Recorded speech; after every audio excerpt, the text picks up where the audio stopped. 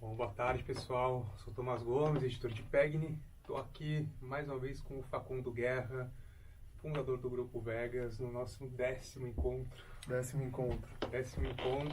Para quem não acompanhou, a gente desde o ano passado vem fazendo essa série de sessões sobre empreendedorismo, vida, negócio, sociedade, política. E todas essas conversas estão indo para um podcast que está no Spotify. Você procurar por Facundo Cast, eu acho que é o jeito mais fácil que vocês vão achar. E está no SoundCloud da Pegni também, e todos eles estão reunidos no facundocast.tumblr.com. Depois a gente coloca o link ali embaixo. Depois a gente coloca o link para assistir no vídeo também.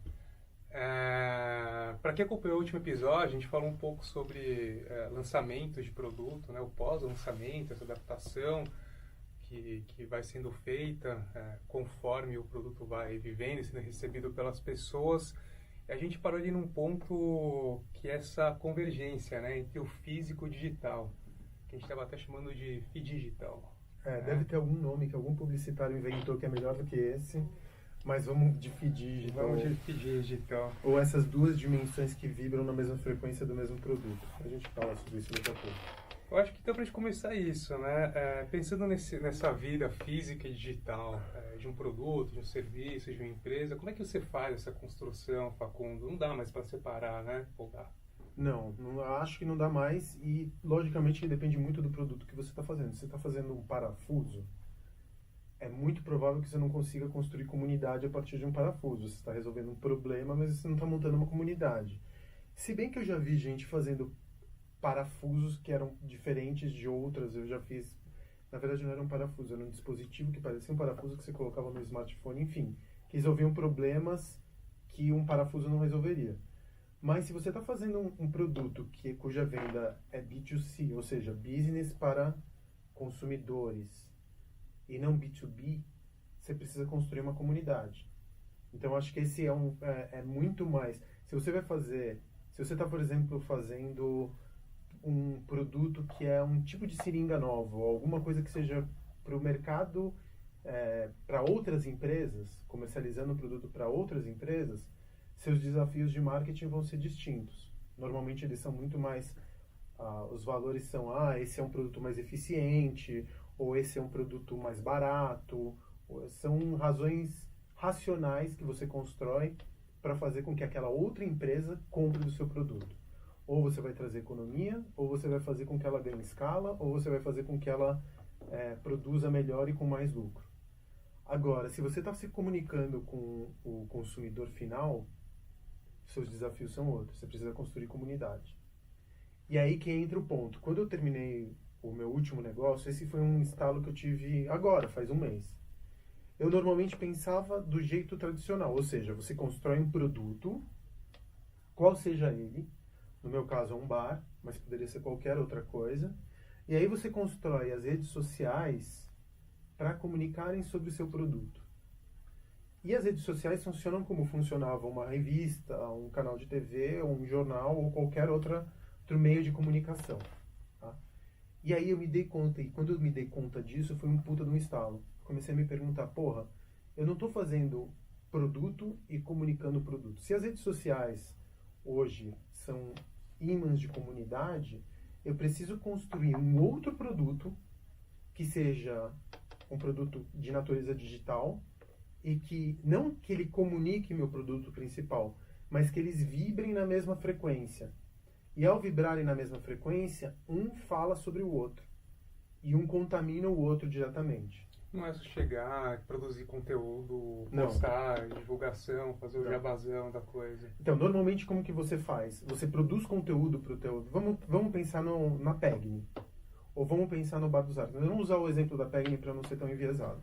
Você monta um monte de conteúdo, que é isso que vocês fazem hoje, vocês têm uma comunidade, e você monta produtos para essa comunidade. No caso, comunidade de empreendedores, ou pessoas que estão abrindo seus negócios, ou pessoas que querem, enfim, navegar sobre esse mundo turbulento do negócio próprio. Nosso gestor de mídias sociais está aqui, inclusive. E aí o que você faz? Você produz um monte de conteúdo para a tua mídia principal, que é a revista, apesar de vocês estarem construindo conteúdos satélites, ou seja, tem um encontro, que eu já participei algumas vezes, e tem produtos customizados para clientes B2B, mas vocês produzem conteúdo para cá e nas redes sociais vocês usam o conteúdo que vocês construíram aqui, ali. Vocês usam o mesmo tipo, não é o mesmo tipo de conteúdo, as legendas são condensadas, mas as fotos são as mesmas. Normalmente, como que eu fazia no meu caso? Eu fazia foto dos meus drinks e dos meus pratos, que eu sirvo lá no caso do Bar dos Arcos, e usava essas fotos para comunicar sobre o Bar dos Arcos nas minhas redes sociais. Ou seja, eu tenho um produto aqui e eu tenho comunicação sobre esse produto. Agora eu vou inverter isso. Fica um pouco abstrato quando eu falo assim, mas me acompanhe que a gente vai chegar lá. Quando a gente estava montando o produto, nos programas anteriores, lembra que eu falava, olha, você tem que fazer com que o teu produto construa comunidade. Para ele construir comunidade, ele precisa ser apreendido pelo outro. Para ele ser apreendido pelo outro, ele tem que ser instagramável. Ele tem que ser atraente para o olhar. Então, quando eu monto um drink, eu tenho que pensar como esse drink vai sair nas redes sociais. Quando eu monto um produto, qualquer que seja ele, eu preciso entender como que as pessoas vão se apropriar desse produto e vão ventilar esse produto usando suas redes sociais, certo? Então, físico contaminando digital. E como que eu faço o caminho inverso? Esse aqui é o X da questão. Pois bem, cada negócio é um negócio e cada caminho é um caminho. Eu vou falar o que eu fiz. Falei, calma, eu não estou construindo um produto. Eu quero construir uma versão digital daquele produto. Mas como que eu vou fazer com que as pessoas tomem um drink, eu tenho uma experiência de um drink no Bar dos Arcos? Pelo seu Instagram. Impossível, certo? Não, mas eu vou começar a montar uma narrativa. Vou contar. Normalmente, quando a gente fala de Instagram, você vai olhar para o Instagram de qualquer empresa, de qualquer produto, o que ele é? É uma porta de geladeira. Nessa porta de geladeira você tem fotos das suas férias, você tem receitas médicas, a sua dieta e o calendário, uma folhinha e o cardápio da pizzaria. É isso que você tem na porta de geladeira. E o Instagram, se você olha para o feed das empresas, ele é mais ou menos isso. Porém, o que aconteceria se você transformasse do paradigma da porta de geladeira por uma história em quadrinhos? Onde você tem uma narrativa. E aí a construção é de jornalista. O que eu aprendi quando eu era jornalista? Vamos montar... Bom, a gente vai formar uma comunidade. Quais são os anseios e os interesses dessa comunidade? No meu caso, eu estou tomando o mercado de coquetelaria de alta gama, de alta performance aqui no Brasil, é muito pequenininho. Em São Paulo, se muito, a gente tem 10 bares de alta coquetelaria. Eu preciso que esse mercado expanda. E eu quero ser uma rede de coquetelaria. Para isso, eu montei uma editoria chamada Bares que Amamos, onde eu falo dos meus concorrentes.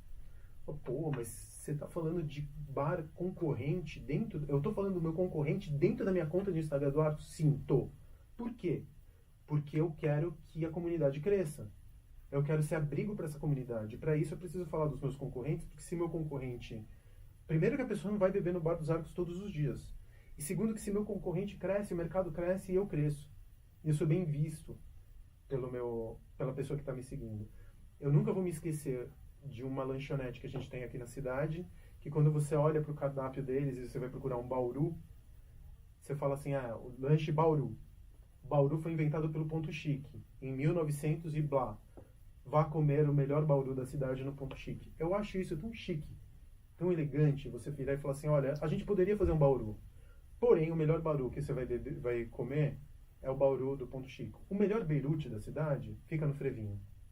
A gente está especializado em outro tipo de sanduíche. E aqui está essa gama de produtos. Porém, se você quiser esses dois, pode procurar o original. É lindo, é generoso e fala sobre algo mais do que sanduíche. Entendeu? Então, eu comecei a construir, para trazer isso para o campo da prática. Eu construí várias editorias. Eu pensei durante mais de uma semana em como seria o meu guideline para o Arcos. Eu falei que tipo de foto, que tipo de vídeo, que tipo de legenda. Eu quero que as contas hoje sejam muito mais próximas. Se a gente está falando o tempo inteiro que a figura da pessoa jurídica está ficando cada vez mais impessoal, as pessoas estão se distanciando das marcas e elas francamente pouco se importam se 80% das marcas desaparecessem, porque elas não têm nenhuma relação, e que o produto, ele está no campo da expressão humana. Quando você está fazendo um produto ou um serviço, ele é suporte de uma narrativa, de uma visão de mundo, de uma maneira de ver as coisas. eu preciso fazer com que essa pessoa jurídica que está ali no Instagram, ela ganhe contornos de pessoa física. Então, quando a legenda fala, você ouve o humano por trás da legenda. Para isso, você precisa saber quem que é o humano típico que te consome. E o Instagram te dá as ferramentas de mídias sociais, elas te dão essas análises. Então, por exemplo, no caso do Bar dos Arcos, eu sei que são mulheres, 75% do público é predominantemente feminino, entre 20 e 35 anos, predominantemente liberais. Eu montei o bar para elas. Lembra quando eu estava falando ali atrás que a minha chefe de bar é mulher, que minha hostess é uma mulher trans, e que eu tenho mulheres no comando do bar, seja da gerência, passando pelo salão, passando pelo bar. Eu tenho mulheres. É um bar predominantemente feminino. Eu montei um produto intencionalmente ou não, intencionalmente no caso, voltado para o público feminino. Logo, o Instagram tem que ter uma voz de mulher. Tem que falar sobre dores das mulheres, eventualmente. Tem que falar que é melhor do que um date. Tem legendas que são engraçadas, que a gente posta um drink e fala, é melhor do que um date às escuras. Não é exatamente essa legenda, mas a redatora que está por trás da conta do Argos é uma mina legal, divertida, que eu idealmente gostaria que fosse minha consumidora. Então, é nesse ponto que eu queria chegar, né? Como é que você chega nessa autenticidade, né? Porque não é uma coisa banal, assim, é difícil, né? Até porque o que você mais vê é uma marca, uma empresa tentando parecer uma pessoa com aquela coisa meio esquisita, forçada. No caso do Arcos, eu sabia o que eu queria. Eu fui encontrar a pessoa que fosse a voz daquilo que eu queria. Eu fui olhar nas contas pessoais da pessoa, eu fui olhar os stories. Era uma mina engraçada, era uma mina divertida, era uma mina que escrevia bem, uma pessoa que eu gostaria de ter, e eu chamei ela para ser redatora. Ela já estava na minha equipe, na verdade, mas ela se encaixou perfeitamente naquele lugar onde ela se encontrou. A qualificação fosse gente boa, então. E a primeira coisa que eu falei para ela foi: se solta, pode fazer piada, se errar, a gente erra e a gente volta atrás. Obviamente, não cuidado, né? Porque você não pode ser fascista em nenhum tom, mas ela não é. Eu sei em que ela votou, porque ela se expressou nas redes sociais, eu sei qual que é a visão de mundo dela, e eu emprestei um pouco da alma dela para minha conta. Eu não entreguei para ela o não. Eu falei, vai, se a gente abusar do limite, eu vou ser o primeiro a editar o post, porque eu também tenho controle da conta. Eu falei, vai, e no que ela foi, ela se soltou e a conta começou a ficar verdadeira. Então, fenômenos que aconteceram. Bom, eu construí primeiro eu cuidava da legenda, depois as fotos, depois os vídeos, depois os filtros de realidade aumentada, que agora é uma outra frente. Eu sei como a gente faz stories. E eu sempre procuro duas coisas. Ou aumentar o engajamento, ou seja, deixar a comunidade mais coesa, ou pegar novos clientes. Eu poderia pegar novos clientes por publicidade. A lógica do algoritmo do Instagram é através da publicidade. Você compra publicidade para um determinado público-alvo, você estoura a bolha da comunidade e você angaria novos clientes. Só que se você faz... Outro dia eu fui impactado pela publicidade de um bar, talvez porque eu siga muitos bares. E aquilo soa mentiroso para mim. Soa duas coisas. Ou mentiroso, ou eles estão desesperados. Porque eu estou sendo impactado por publicidade e cada vez mais as pessoas estão resistentes à publicidade. Mas elas estão abertas a narrativas verdadeiras. Entendeu? E a narrativa verdadeira vende. A partir do momento que eu montei essas editorias, e hoje eu tenho 18 editorias, cada negócio vai ter a sua. O que eu faço? Eu posto, olho para os dados, vejo, pô, essa mensagem aqui teve... Essa foto teve 32 pessoas que salvaram essa foto. Essa foto aqui, 64 passaram para outra via direct. Essa aqui teve um engajamento alto. Essa daqui atingiu 13% não estavam me seguindo. Eu construo um mapa de efeitos que cada imagem trouxe para mim. E a partir disso eu vou refinando as editorias. Então, por exemplo, bares que amamos, eu sei que traz baixo engajamento. Porque a minha comunidade está interessada em ver os drinks do Arcos e não os drinks do meu concorrente. Porém, é importante para mim. Porque traz uma percepção positiva de algumas pessoas dentro da comunidade, inclusive da minha concorrência. Que eu não quero que me veja como concorrente. Entendeu? E aí eu vou construindo essas narrativas todas, refinando elas. Eu tenho uma reunião de pauta todas as semanas, onde eu pego e discuto quais vão ser as pautas da próxima semana, e onde eu discuto o que a gente vai falar, qual foram os efeitos de cada uma das minhas postagens, Aí você vai falar, pô, mas você precisa de uma grana federal, você precisa de equipe. Não, eu faço isso com 2 pessoas. 1 ou 2 pessoas, uma para redigir, e eu tenho essa plataforma para todos os outros negócios que eu tenho. Então eu mudei da lógica da porta de geladeira para a lógica da história em quadrinhos, onde eu vou refinando as editorias, construindo o produto eletrônico. Mas você fala, tá, mas o que você quer com isso? Por quê? Pelo seguinte, eu quero atingir 100 mil seguidores. Eu tô com quase 40 mil. Essa semana eu passo 40 mil. Eu já sou a maior conta de coquetelaria de alta performance no país com 3 meses. Por quê? Porque a gente está contando histórias. Em 3 meses eu virei a maior conta do país em coquetelaria de alta performance entre todos os meus concorrentes diretos. Isso sem patrocinar post. Sem nunca ter colocado um centavo de post. Por quê? Eu estou hackeando o algoritmo do Instagram com narrativa. Com narrativas. Eu estou hackeando. O que acontece? Aí eu vou explicar como que você faz isso, tá? Porque quem tá vendo fala, nossa, mas o cara também é um cabeção. Manja tudo de marketing. Eu vou explicar como eu cheguei nesse modelo. Aí, eu nunca coloquei publicidade, porque se você colocar publicidade, o algoritmo fica viciado. E aí ele não te mostra mais para fora da tua bolha, a não ser com publicidade. Você só estoura a bolha orgânico se você conseguir hackear se ele perceber que teu conteúdo é interessante o suficiente, ele te joga numa página chamada Discovery ou Descubra, e aí outras pessoas são impactadas e aí você tem aderência. Como que eu sei disso? O próprio Instagram me fala com aquela porcentagem, qual é a porcentagem de pessoas que não te seguiam viu esse post. Então você sabe disso. Aí eu tenho 2 métricas, trazer mais pessoas ou engajar minha comunidade. Mesma lógica de qualquer corporação. Economia ou custo de captação de novos clientes.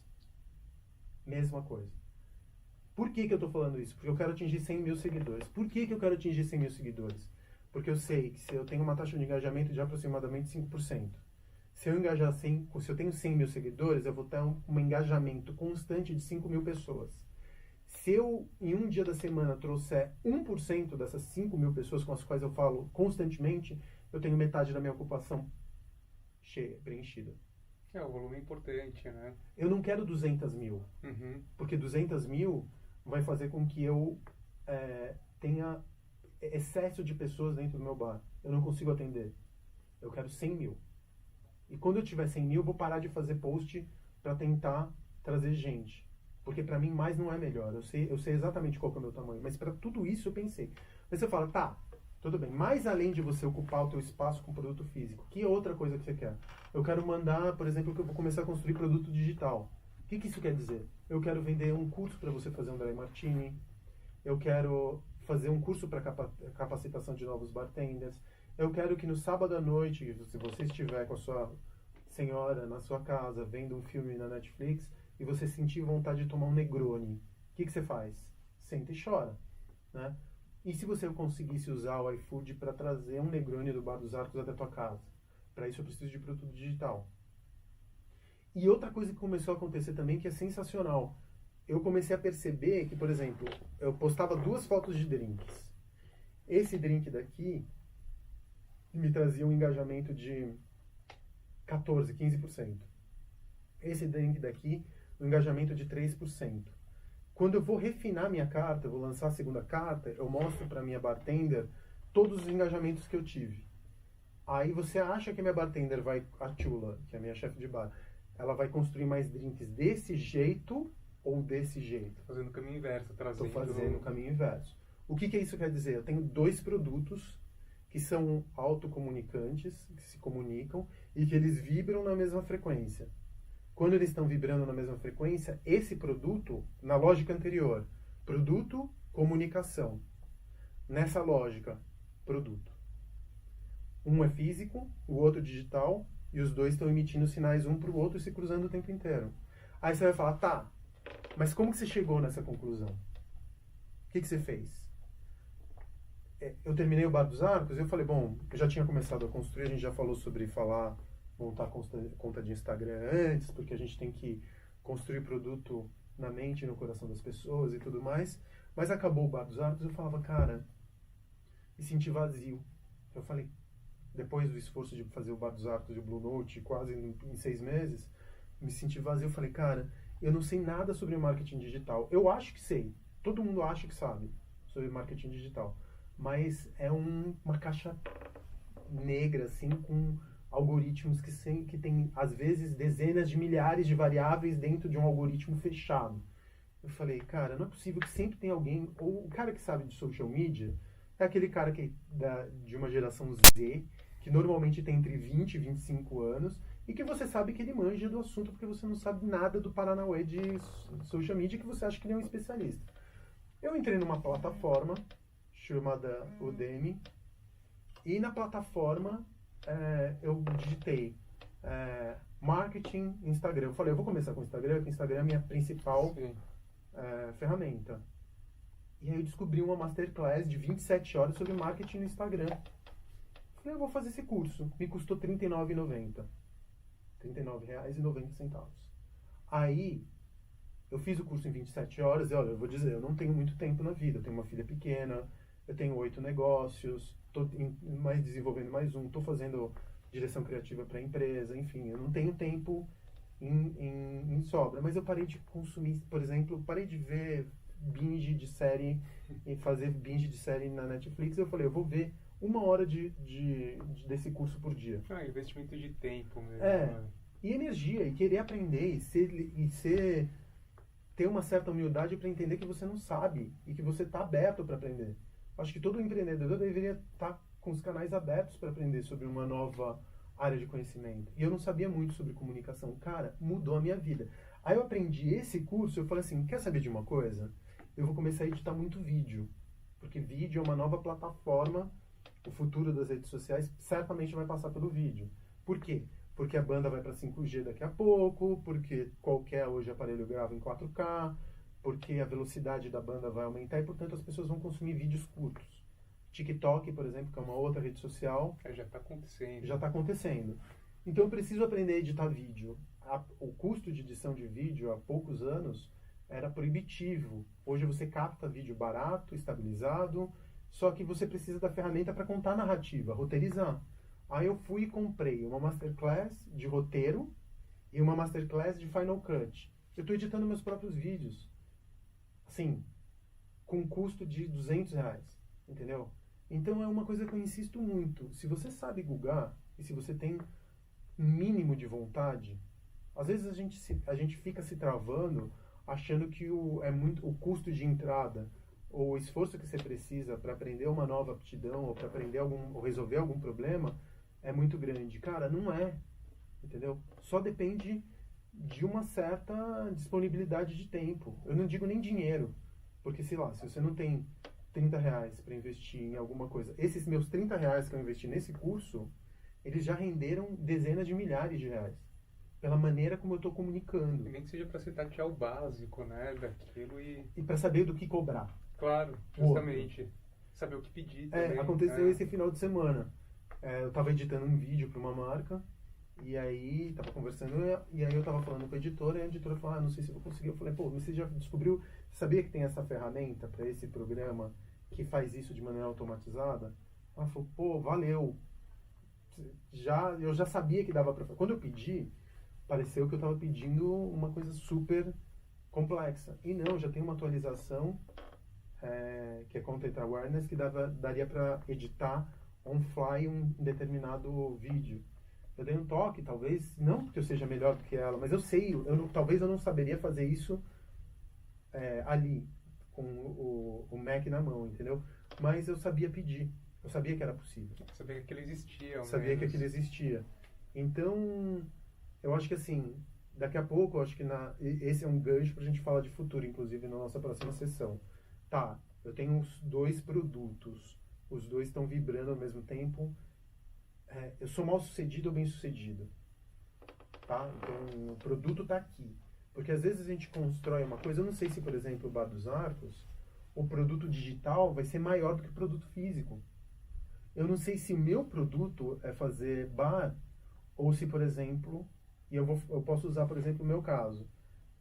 Talvez seja muito mais lucrativo para mim ajudar empresas a encontrarem um problema de comunicação, resolverem problemas de comunicação através de histórias, fazendo o que eu fiz, por exemplo, para o marketing do Arcos, esse seja o meu produto principal.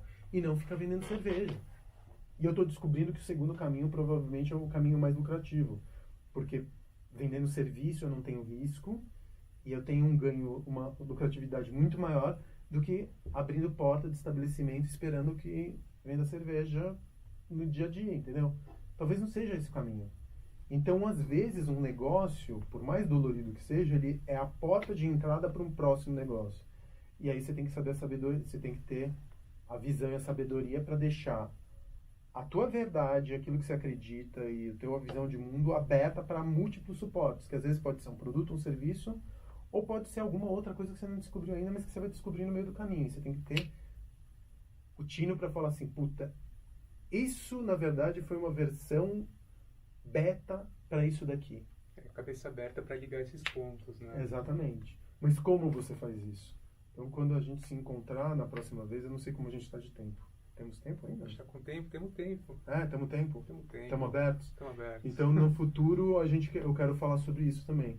É legal a gente pegar e pensar, pô, eu tenho um produto aqui.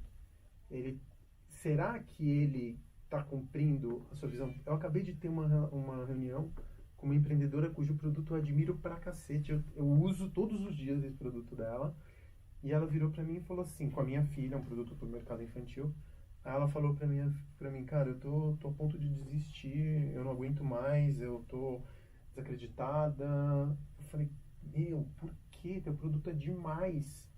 Ele resolve um problema, ele tem um propósito, ele faz política, ele tá todinho correto. Só que você não... Às vezes o criador, eu até comentei isso com ela, o criador, o empreendedor, ele é uma figura muito particular. Porque ele fica numa fronteira. É um ser de fronteira, o empreendedor. Por que eu falo isso? Ao mesmo tempo que ele é um criador, e que ele constrói um produto, um serviço e tudo mais, ele precisa aprender a comercializar isso. E são aptidões, pessoas de exatas e pessoas de humanas. São aptidões completamente diferentes, que às vezes se consegue complementar com um sócio. Por isso que o sócio é super importante, a gente já... Acho que a gente não discutiu Acho isso. que sócio não, é um bom também. É um bom tema. É um bom termo. Você tem uma história extensa. Eu tenho. Às vezes muito boa e às vezes muito ruim, muito doloridas. Mas o sócio é um bom complemento. Mas de qualquer forma eu falei, gata, você não pode, talvez não, gata não, mas senhorita, talvez você não possa pensar tão no produto assim e se esquecer de como isso vai ficar viável. Vamos construir a viabilidade desse produto. Ela estava desesperada, já a ponto... Eu olhei para a cara dela e falei, você está desistindo, né? Ela falou, não aguento mais. Aí a gente fez essa reunião, eu me sentei com ela porque eu realmente gosto muito do trampo dela e do produto dela. E aí eu sentei com ela e falei, vamos fazer isso daqui? Uma campanha de crowdfunding onde o teu produto, ele na verdade, ele é o conteúdo, é o software de um hardware. E o hardware é esse que a gente vai procurar no Alibaba, na China. Porque esse hardware está disponível no mundo inteiro. Cara, eu até vou contar porque não faz sentido, senão vai ficar muito abstrato. Ela tem um podcast para histórias infantis. Que eu ouço aquele histórias de... Qual que é o nome? Maritaca. Que eu ouço todos os dias com a minha filha. Aí eu falei, vamos fazer uma campanha de crowdfunding onde você pega um bicho de pelúcia e no bicho de pelúcia a gente coloca que tem uma caixinha Bluetooth. E o bicho de pelúcia, ele serve como um veículo para as histórias que você já construiu. É lindíssimo. Eu compraria 12, 15, porque a Maritaca, ela resolve um problema real. Qual que é o problema real? Um pai cansado ou uma mãe cansada conta a história de dormir no final do dia. Eu não gosto de contar a história de dormir com minha filha no livro, porque senão ela vai ligar na hora de dormir, porque primeiro, eu preciso diminuir os estímulos, eu preciso que ela feche os olhos. E segundo, eu não quero que ela associe leitura à hora de dormir, porque eu acho que você precisa estar muito vigilante na hora de ler. E não com sono, cansado, que é o horário que grande parte das pessoas consegue arranjar tempo para dormir. Então eu gosto de ler livro com a minha filha de manhã e não à noite.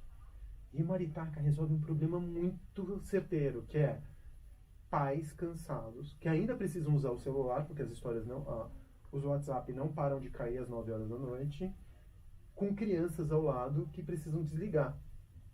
Então, todo pai que eu conheço tem aquele drama da hora de dormir. Puta, eu vou ler uma historinha, tem os livros aqui, e tudo mais. Aí você fica 40 minutos, 50 minutos, 1 hora para fazer a criança dormir. E às vezes a mesma história todas as noites. Exatamente. Com Maritaca, eles têm 50 episódios, eles falam sobre cultura brasileira, folclore, todas as coisas mais legais do mundo que eu quero que minha filha, o mundo que eu quero que minha filha conheça.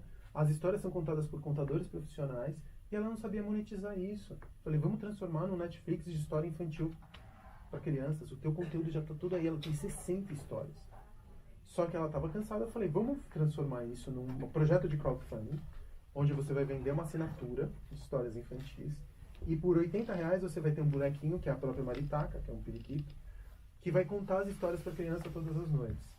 E depois de 6 meses você transforma isso num plano de assinatura com um valor de R$20 por mês, você tem direito a 4 histórias, ou você pode fazer download, ou você tem esse conteúdo extra.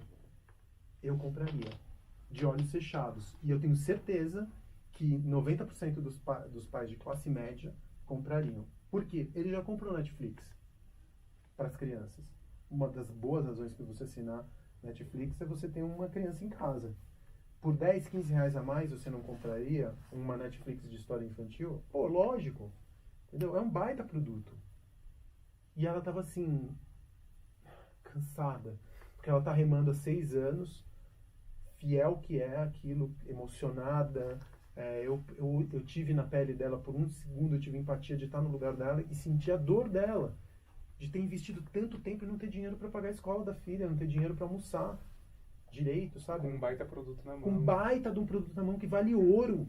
Porque poucas pessoas conseguiram reunir 60 histórias irreproduzível, com canções divertidas, entrevistas, histórias do folclore brasileiro, das lendas brasileiras, que é um produto regional, entendeu? Contada com dinamismo, no tamanho certo, que faz a criança ouvir a história de olhinho fechado, depois entra em entrevista, depois dicas de livros, depois canções, e a criança, depois de meia hora, está num sono profundo. Que ensina a minha filha a dormir, que povoa os sonhos da minha filha. Porque às vezes ela acorda falando, ai, eu ouvi Maritaca, e eu me lembro que na história do cocô e do xixi, eu sonhei com o cocô essa noite. Pesadelo, no caso. Mas, enfim, que povoa o imaginário dela, cara. É muito forte, entendeu? É uma relação, não tem nada mais divertido e forte do que essa relação com a tua criança. Outro dia eu também fui almoçar com uma empreendedora, mais um caso. E eu descobri que tem um negócio que quantos anos? A minha filha tem 7. 7. Você se lembra do primeiro ano dela, né? Claro. Dos primeiros 3 meses? Nenhum pai se esquece, é traumático. Os 3 meses é loucura. É loucura. Né? Não, eu só completa. pensava, falta mais uma semana, falta mais 2 semanas. Porque falam que com 3 meses ela começa a dormir melhor, né? Eu passei pela mesma situação. Saiu um berço nos Estados Unidos que ele tem inteligência artificial e que o berço ele tem uns pinos embaixo do colchãozinho. Eu vi. Você viu? Cara, eu vi. Maravilhoso. Eu vi. Só que custa $3.000, né? Eu falei, e toda família de classe média no país faz o quê? Aqui no Brasil é muito caro ter berço, ter carrinho. Todo mundo viaja para Miami, faz o sacoleiro e traz carrinho de bebê. Escondendo da Polícia Federal. Escondendo da Polícia Federal. Coisa de papinha, o caramba 4. Ela falou, e se a gente vendesse um plano de assinatura, onde por R$500 por mês, sei lá, X reais por mês, você tem acesso ao melhor carrinho, você tem acesso a esse berço que ensina a criança a dormir, a máquina de fazer papinha e a bomba de tirar leite. São todos produtos que depois que a criança passa da primeira infância, você descarta, você joga em cima de um armário, dá para alguém que está tendo um filho que a pessoa não quer. O que você faz com isso? E se você criasse um plano de assinatura de hardware para primeiros pais e fosse vender no exame pré-natal dos hospitais, sabendo da dor e todo... O que você ouve quando a tua mulher está grávida? Dorme bastante, porque depois, você nunca mais vai dormir, lembra? E se você vendesse para esses pais desesperados e medrosos de que não vão dormir mais? Entendeu? Então começa pelo problema, entende qual que é a dor do problema. No primeiro caso da Maritaca, pais que querem fazer suas crianças dormirem e estão cansados e precisam dos seus celulares naquele momento. No segundo caso, pais que não têm grana o suficiente para comprar a melhor tecnologia e que vão descartar todos esses produtos depois. Construa planos de assinatura para esses pais. Por que assinatura? Porque isso vai ser usado por pouco tempo. Né? Que é o cruzamento entre o que você pode, quer fazer o que o mundo precisa, o que o mundo pede. Exatamente. Né? E das tuas dores, entendeu? E da tua experiência. Talvez uma mãe ou um pai não fosse o melhor empreendedor do mundo talvez uma pessoa que não tem filhos não fosse a melhor empreendedora do mundo nesse campo, nesse nicho de negócio. Por quê? Ela não sabe muito bem qual que é a dor. Então, talvez seja o caso para uma mãe, porque existe a questão da maternidade também, como a maternidade é cruel com as mulheres, como ela é socialmente imposta, o que acontece com uma mulher depois que ela tem filhos, grande parte delas perde o emprego, grande parte delas, se não foi abandonada quando ficou grávida, estou falando assim, na população mais geral, depois são abandonadas, depois que parem, ou são vistas como pessoas sagradas, intocáveis. A identidade de mulher acaba sendo diminuída frente à identidade de mãe. Parece que elas são antes mães e não mulheres, quando deveria ser o contrário. Primeiro mulheres e depois mães, com uma identidade forte, mas secundária. Tem um monte de questões. Talvez uma mulher seja o melhor tipo de empreendedora para esse tipo de negócio. Por quê? Porque é ela que sofre as maiores dores pós-maternidade, entendeu? O homem não, você fica sugar daddy, né? Você vira DILF. Até porque o homem, qualquer coisa que ele faz o mínimo, já é super paizão, legal. Isso acontece comigo. Eu faço o mínimo, paizão. Que você leva sua filha pra comer na padaria, todo mundo acha linda, mas sua mulher fala, olha só, né? Pra cozinhar, pra criança. Exatamente, né? Entendeu? E é foda, porque a gente mesmo... Até a paternidade hoje em dia é uma questão política. É uma fronteira política. A maternidade mais ainda, porque a gente tem que fazer com que esses pais de merda, e perdoem pelo palavrão, sejam menos bunda moles e sejam mais participativos na construção das crianças. Por quê? Porque a gente precisa de uma sociedade melhor. E para uma sociedade melhor, isso começa com a maneira como a gente cria os humanos do futuro. De novo, é o mínimo. É o mínimo. É o mínimo. Entendeu? Não é obrigação, não é para ficar batendo palma, jogando biscoito, falando, uau, paizão do caralho. Entendeu? O cara é notável porque, infelizmente, são poucos os que fazem. E eu falo infelizmente não pelas crianças, também pelas crianças, mas por causa desses caras que, no final das contas, vão perder uma das maiores experiências transformadoras das suas vidas, entendeu? Enfim, o que eu estava querendo dizer é que cada um desses negócios, ele nasce vibrando no mesmo... Nasce com uma determinada energia que você vai colocar. E a energia, ela não pode ser colocada aqui e comunicada aqui. Essa é a maneira antiga de comunicar. Se hoje em dia os produtos são suportes de narrativas, e é isso que eu fico insistindo o tempo inteiro. Empreendedor hoje, para mim, para reduzir risco, e esse é o objetivo de todos esses papos que a gente tem aqui, o que está por trás? Por que a gente está fazendo isso? Porque eu quero que empreendedores se arrisquem menos. Por quê? Porque aqui no Brasil, empreender é uma atividade de altíssimo risco e de altíssimas dores. Por quê? Por conta de questões socialmente construídas, históricas, financeiras. Por quê? E eu posso ir para o porquê, até porque o Brasil foi desapropriado pelos portugueses lá em 1500. Eu não vou entrar nesse campo, só vou chegar aqui. A gente está tendo esses papos porque a gente precisa diminuir o risco de empreendedores. Para diminuir o risco, você tem que transformar o negócio mais alinhado com o espírito do tempo, que é suporte de narrativa e de expressão de mundo. Suporte político, é isso que eu insisto o tempo inteiro. Para fazer isso, você tem que comunicar de um outro jeito. Se o produto é um vaso de narrativas para construção de comunidade, o lugar onde a comunidade se encontra, que não é só no seu lugar, mas no Instagram, ele precisa também ser suporte de narrativas. E aí você tem essas duas coisas que estão vibrando na mesma frequência. Então, desse jeito, eu acho que você... Por quê? Porque você vai gastar menos em marketing, você vai parar de dar dinheiro para corporações gigantescas, que são as maiores corporações do mundo hoje. Você vai comunicar com mais aderência e mais verdade. Verdade é um assunto importante nos dias de hoje. Quando você vê uma publicidade, você associa a publicidade à mentira, grande parte das vezes. Ao contrário, se você está contando uma narrativa que é verdadeira, as pessoas querem aquela narrativa para si porque elas se identificam e elas constroem suas identidades a partir de narrativas também emprestadas de outras empresas, empreendedores, figuras, ídolos e tudo mais. Elas conseguem construir uma identidade construída com várias peças. Uma identidade, na verdade, é um quebra-cabeças. E ao transformar o seu produto numa peça da identidade, ela vai ser fiel a você. Portanto, vai consumir. O final das contas e o game final é sempre o business. Eu não estou aqui para falar Hakuna Matata, abraçar árvore, ser hippie. Nada disso. Eu estou jogando dentro do capitalismo. O que eu estou tentando fazer é hackear o capitalismo. Porque o capitalismo, do jeito como ele está montado, eu não acho ele muito justo. Eu acho que poucos ganham em detrimento de muitos que perdem. E o empreendedor é um desses. Ele é preso dessas narrativas tóxicas, que eu volto a falar aqui, do empreendedorismo de palco. Você consegue, você vai chegar lá, você tenha fé em você, se você quiser, é teu, porque a gente vive numa meritocracia e se você, com fé em Deus, você chega lá, com fé em Deus e em você mesmo, você chega lá. Mentira. Não chega.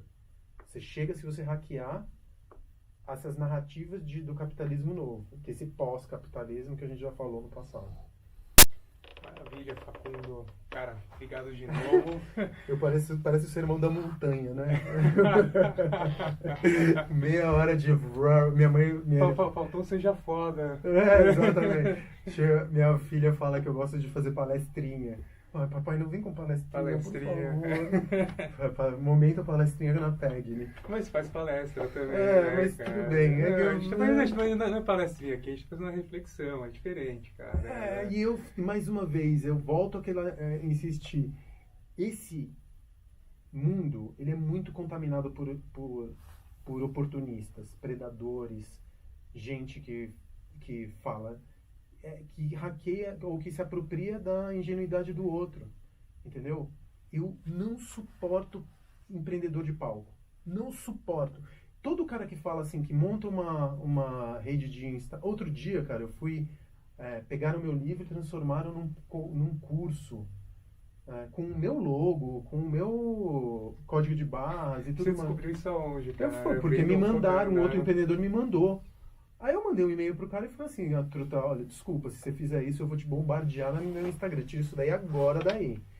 Aí o cara foi e tirou. E era isso, cara, eu perguntei, o que você fez até hoje, além de curso de empreendedor? O cara tá querendo ser mentor? O cara quer ser coach? O cara quer ser... fazer palestra de empreendedorismo? Tá bom, quantos negócios você abriu até hoje? Mais de 10 eu já começo, eu fico interessado. Ou um que valha por 10. Agora, menos do que isso, não vem que não tem, cara. Então é meio que por aí que eu fico falando, porque eu tenho muita gente pra tentar derrubar. Mas bem que eu acho, cara, que tem uma coisa meio Inception nisso, que às vezes tem um oportunista, mas tem um cara que termina também consumindo tanto isso, que ele termina sendo uma vítima disso, chegou na única coisa que ele tem a oferecer pro mundo é isso também, entendeu? E vira muito... Esse empreendedorismo, ele tá contaminado por teologia. Esse tipo de empreendedorismo não é nada diferente de uma igreja na quebrada evangélica. É pastor. Porque fala e fala de fé. Fala de meritocracia. Fala que só os justos ascenderão ao reino dos céus. Fala de sucesso. Como se sucesso fosse o portão dourado do paraíso. Transformando uma exceção na regra. Exatamente. Então é um discurso de pastor que se apropria da ingenuidade e do desespero do outro. Mas tá aí, um bom tópico também pros mais próximos. Como dois. Não falta assunto. Bom, então no próximo a gente vai falar ou de empreendedorismo de palco, ou de ajuste de rota, de ligar os pontos, vamos ver. A gente vai descobrir até lá. Valeu, gente. Valeu, Facundo. Valeu, obrigado.